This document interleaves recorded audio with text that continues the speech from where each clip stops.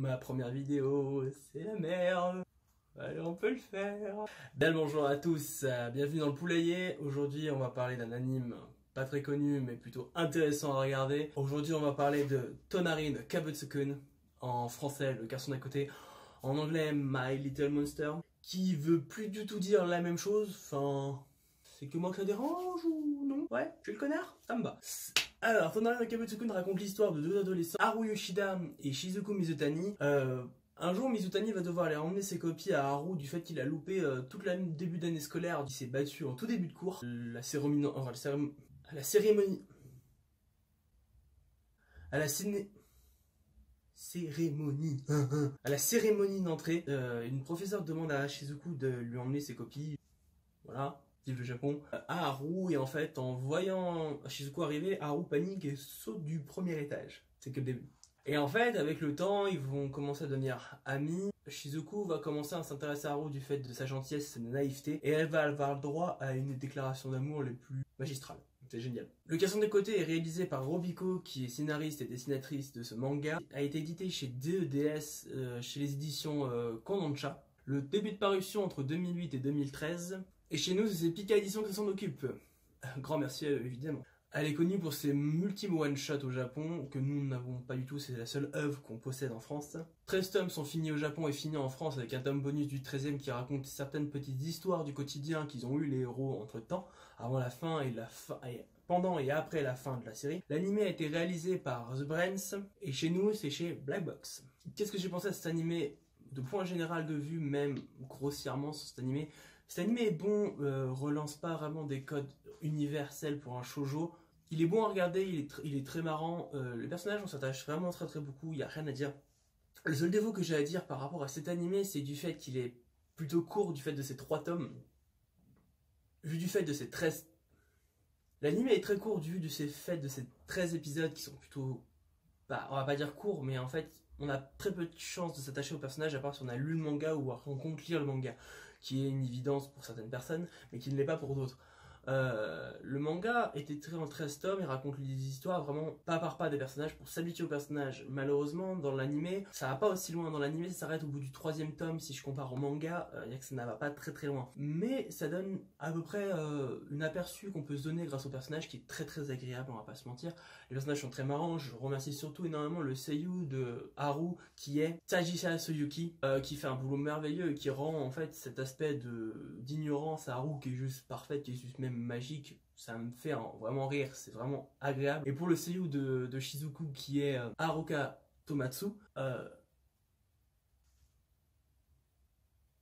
qui fait pour moi un boulot génial au niveau par rapport aux étonnements de Shizuku qui restent vraiment... T'y crois, c'est vraiment des moments où t'es en mode... elle en a ras le cul, mais toi tu rigoles parce que je remets mes cheveux. Et alors, hein, je supporte pas, j'ai une coupe de merde à la caméra. C'est génial, on adore. Cet anime est vraiment bien, j'aime beaucoup, c'est un aspect vraiment classe, vraiment simple, rien à dire là-dessus. J'aurais juste quelques trucs à dire, un seul truc malheureusement, c'est encore une fois, c'est la même chose, c'est la VF. Malheureusement pour moi la VF, il y aurait un point rouge, c'est vraiment la voix de Shizuku. Il nous manque vraiment un ton où par exemple, on sait qu'elle est gênée, il nous manque un petit truc. Malheureusement, j'ai pas pu me revisionner l'anime vu qu'il y a un pote à moi, un petit connard, tu te reconnaîtras bien évidemment. Du coup, je n'ai pas pu me remater l'anime, même si j'aurais pu me remettre en streaming, mais j'ai le DVD, je me dis que ce serait un peu dommage de faire ça. Du coup, je me suis relis les 3 premiers tomes avant de me lancer dans cette histoire. Par rapport au manga, il y a un énorme fossé qui s'est créé. Le manga va beaucoup plus loin dans ses propos, a un suivi normal. Après, ce qui est logique, vu l'anime est tranché et plutôt rapide à comprendre, qui n'est pas vraiment simple à imaginer.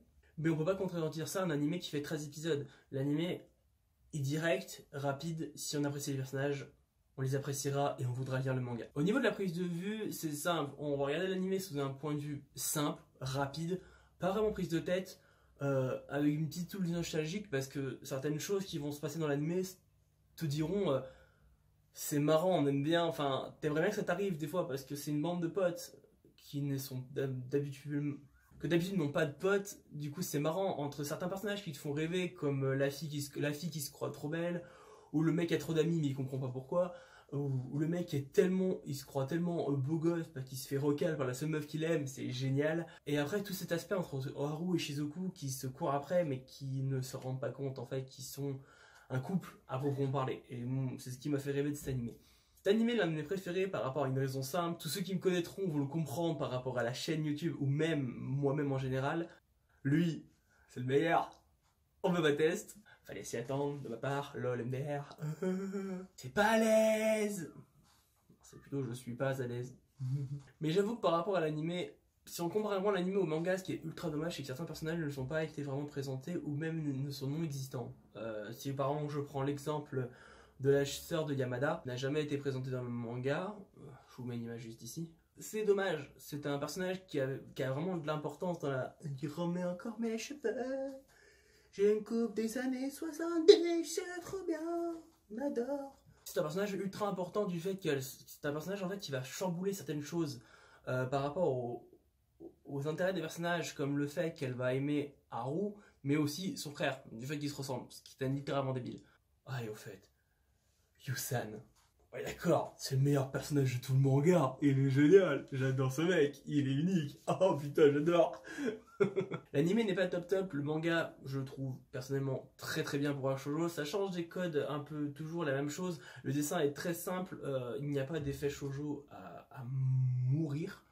C'est plutôt simple, rapide, précis, il n'y a rien à redire. Si vous aimez l'anime, si vous continuez à regarder l'anime, n'hésitez pas vraiment à acheter le manga si vous aimez ce manga, parce que cet auteur a beau avoir fait très peu de mangas chez nous, elle en a fait un qui a été publié, genre on ne jamais assez, mais elle a que des one-shots, et j'aimerais un jour avoir j'aimerais vraiment un jour avoir une deuxième œuvre de l'auteur, même si ce serait qu'un one-shot. Alors, si Pika Edition nous entend, j'aimerais vraiment avoir d'autres œuvres de Robico, ça serait génial.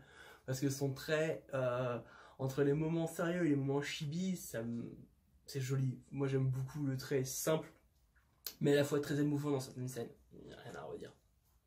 Au niveau des OST de l'anime, rien à redire. L'opening je l'écoute encore tous les jours. L'ending m'avait ni chaud ni froid. Ouais. J'espère que je ne me ferai pas engueuler. Personnellement, on m'a fait ni chaud ni froid. Et les OST de cet animé sont pas transcendantes non plus. Sont sympas à écouter pendant l'animé, mais ça restera pas du truc. Wow, je l'écouterai tous les jours. Non, c'est pas le cas malheureusement.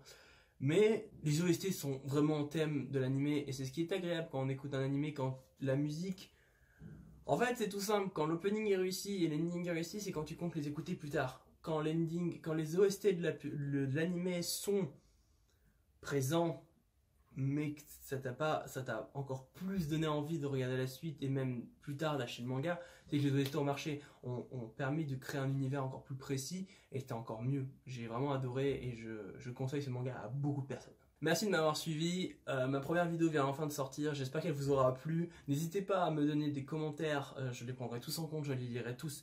Je tiens à devenir le plus précis possible, comme vous voyez je suis un énorme otaku, ce n'est pas ça qui me dérangera, au mieux d'améliorer mes critiques. Ce sera des critiques très simples, sous un thème très précis, qui copiera à pas mal de personnes, je pense que certains reconnaîtront les références que j'y mettrai dedans et même l'intérêt que je vais y faire. Je vous remercie à tous, passez une excellente journée et je vous dis à plus mes poussins. Ciao!